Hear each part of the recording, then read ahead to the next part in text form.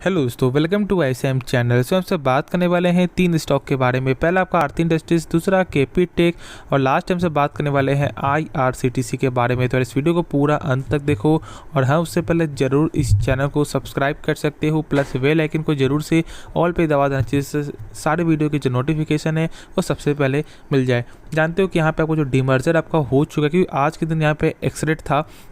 सबसे पहली बात, यहाँ पे लोग अभी डर रहे हैं क्योंकि यहाँ पे गिरावट हो रहा है और अभी भी लोग यहाँ पे नहीं समझ रहे हैं कि कैसे उनका क्या होगा, नहीं करना चाहिए, क्या क्या करना चाहिए, क्या बाई सेल, क्या जो भी है सब सारा कुछ डिस्कस करेंगे। लेकिन एक चीज़ क्या है ना कि यहाँ पे आपको आरती फार्मा लैब का जो जानते हो कि यहाँ पे जो जो दो कंपनी ने एक कंपनी के साथ जो यहाँ पे 2 प्रोडक्ट्स आपको बनते हुए दिखाई दे रहा है ना, तो यहाँ पे आपको आरती फार्मा लैब में यहाँ पे कैपेक्स प्लान भी होते हुए दिखाई दे रहा है। वो भी एक बड़ा फैक्टर में, एक बड़ा यहाँ पे एक लॉन्ग टर्म का व्यू है। क्या व्यू है, सारा चीज़ जानेंगे इस वीडियो में, तो अंत तक जरूर देखना।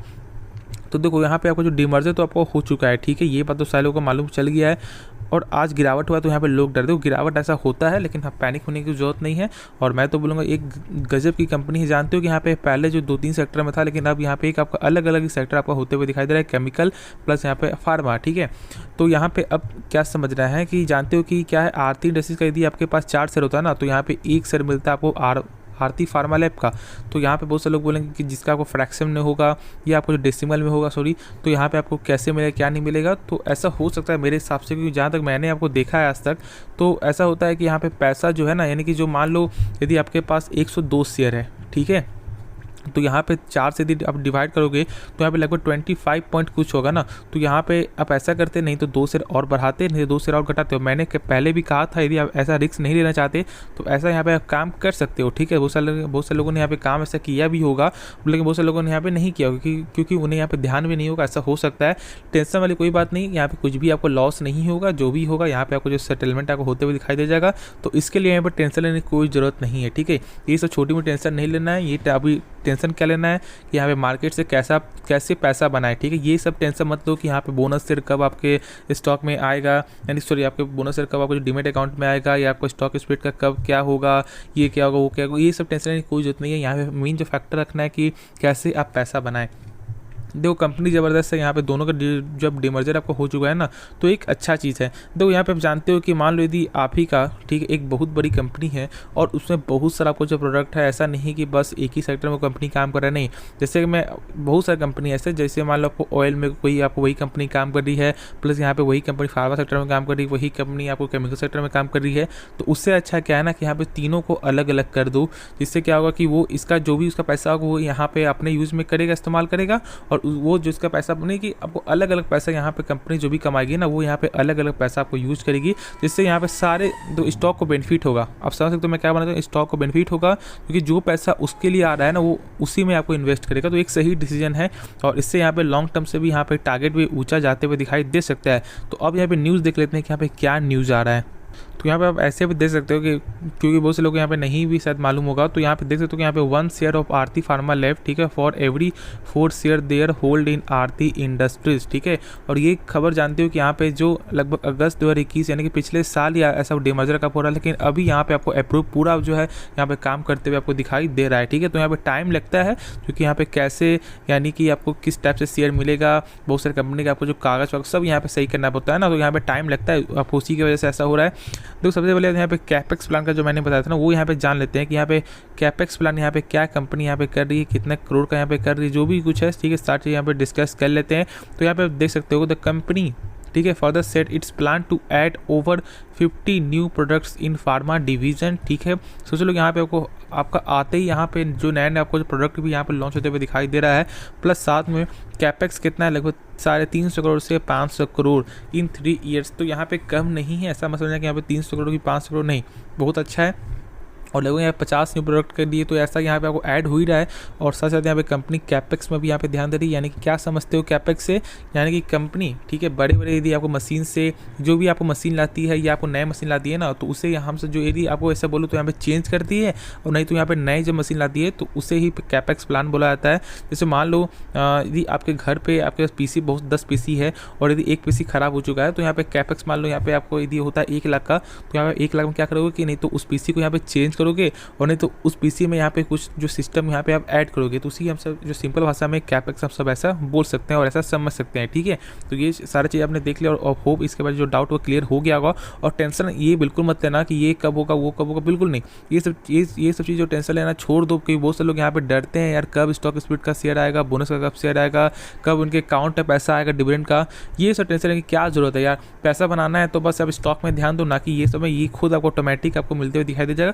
कुछ भी यहाँ पे गलत नहीं होगा, क्योंकि सारा चीज़ यहाँ पे अब जो है ना, ऐसा नहीं कि पहले ऐसा नहीं कि यहाँ पे कागज के द्वारा होता था, नहीं, अब सारा चीज़ आपको कंप्यूटर के द्वारा होता है। तो ये सब जो गलती नहीं होगा, ठीक है। तो आप आराम से होल्ड करके चलो, कुछ ज़्यादा टेंशन लेने की बात नहीं है। तो चलो जो नेक्स्ट स्टॉक है उसके बारे में डिस्कस यहाँ पे कर लेते हैं। तो डिस्कस कर लेते हैं हमसे केपी टेक के बारे में। देखो आईटी सेक्टर का स्टॉक है, ये छोटी कंपनी है जिसकी वजह से यहाँ पे दबाव आपको निकल के आया है और लगभग आज जो 2.46% का गिरावट हुआ है। क्यों गिरावट हुआ है? क्योंकि आज इसका Q2 का आपको रिजल्ट आपको आने वाला था, ठीक है। देखो यहाँ पे एक चीज़ करके, तो यहाँ पे रिजल्ट, तो बहुत से लोग बोल रहे हैं ख़राब रिजल्ट आया है। तो रिजल्ट तो ख़राब आया है क्वार्टर ऑन क्वार्टर के बेस में, ठीक है।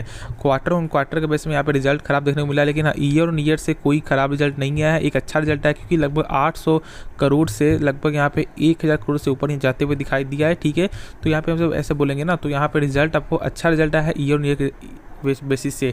मैंने आपको हमेशा से कहा है कि यहाँ पे मेन क्या फैक्टर रखता है, यहाँ पे क्वार्टर ऑन क्वार्टर नहीं, यहाँ पे ईयर ऑन ईयर, क्योंकि कभी कभी ऐसा होता है कि यहाँ पे आपको क्वार्टर में यदि आपको इस महीने आप ज़्यादा सेल्स बढ़ जाता है, जिसके वजह से यहाँ पे जो आपको सेल्स बढ़ते हुए दिखाई देता है, और किसी क्वार्टर में ऐसा भी होता है कि यहाँ पे सेल्स कम हो जाता है। तो इसलिए यदि कंपेयर करना है ना किसी स्टॉक को, तो यहाँ पे आप ईयर से ही जज करना एक सही डिसीजन होगा। लेकिन मार्केट ने यहाँ पे खराब मूड पकड़ा, क्योंकि मार्केट को कुछ और यहाँ पे था आपको, ठीक है, जिसके वजह से यहाँ पे गिरावट हुआ। जैसे टाटा एलेक्सी में कहाँ का स्टॉक कहाँ चलते हुए दिखाई दिया, लेकिन कंपनी ज़बरदस्त है, ये भी कंपनी ज़बरदस्त है। छोटी कंपनी है, देखो छोटी कंपनी को क्या है ना, लोग यहाँ पे नहीं से समझते, उन्हें सही से नहीं समझते हैं। उनको ऐसा लगता है कि छोटी कंपनी है यार, ये आगे क्या करेगी। नहीं, छोटी कंपनी ही धीरे धीरे वो आगे बढ़ती है, और ये कंपनी कोई ख़राब कंपनी नहीं है। आपको आराम से होल्ड करके चलना चाहिए। जितना गिरावट हो रहा है ना, उतना मौका मिल रहा है, क्योंकि ईयर ऑन ईयर का रिजल्ट यहाँ पे अच्छा आया है। तो जरूर इसको आप जो है फॉलो यहाँ पे कर सकते हो। तो टेंशन मत लेना, बस आराम से आपको होल्ड करके चलना है, क्योंकि मार्केट कैप लगभग आपको 17,000 करोड़ का मार्केट कैप निकल के आता है। तो एक छोटी मोटी मार्केट कैप नहीं है, एक अच्छा मार्केट कैप है। तो ज़रूर इसको आपको जो है क्या करना है, फॉलो करके चलना है, ठीक है। तो चलो जो नेक्स्ट स्टॉक है उसके बारे में डिस्कस यहाँ पे कर लेते हैं। तो डिस्कस कर लेते हैं हमसे यहाँ पे IRCTC के बारे में। देखो आज लगभग यहाँ पर 1.62% का यहाँ पे तेज़ी होते हुए दिखाई दिया है। मार्केट यहाँ पे जानते हो कि अप्स एंड डाउन आपको मार्केट निकल के आया था, लेकिन अंत में जो क्लोजिंग हुआ वो यहाँ पे 17,500 का लेवल अप ही देखने को मिला। और मैंने कहा भी था कि आपको 17,500 का लेवल जरूर यहाँ पे जाते हुए दिखाई देगा, और वैसा ही आपको निकल के आते हुए दिखाई दिया है। वो तो यहाँ बात की बात है, लेकिन अब हमसे स्टॉक के बारे में जानते हैं। देखो IRCTC एक ज़बरदस्त स्टॉक है। यहाँ पे तेज़ी क्यों हुआ? एक न्यूज़ की वजह से, जो यहाँ पे कल से ही एक आपको न्यूज़ यहाँ पे चर्चे जो चलते हुए दिखाई दे रहा है। IRCTC जो मर्जर आपका होने वाला है, आपको रेलटेल दोनों कंपनी आपको मर्ज आपको होने वाली है। देखो यहाँ पे बहुत से लोग यहाँ पे क्या कहना है कि यार मर्जर होगा तो यहाँ पे खराब होगा, बहुत से लोग बोल रहे हैं मर्जर होगा सही होगा। तो ये क्या सही होगा, ये क्या खराब होगा, वो तो हम सब बाद में बात करेंगे, जब यहाँ पे कंफर्म जब न्यूज़ आपको आ जाएगा, ठीक है। क्योंकि अभी आपको दीपम के आपको हाथ में गया है, तो वो आपको जो डिपार्टमेंट यहाँ पे चेक कर लेगा, उसके बाद जो भी होगा वो फैसला लिया जाएगा, ठीक है। लेकिन इस चीज़ में थोड़ा सा बता दो ना कि यहाँ पे जो लोग ऐसा बोल रहे हैं कि यहाँ पे सही नहीं गलत नहीं, जो भी देखो सही गलत तो मैं ये नहीं जानता, लेकिन यहाँ पे क्या तेज़ी आएगा। तो देखो आप जो है देखोगे ना, तो यहाँ पर टाटा स्टील के साथ भी लगभग 7 कंपनी के जो मर्जर के न्यूज़ से भी कोई भी इम्पैक्ट पड़ते हुए दिखाई नहीं दिया था। क्यों?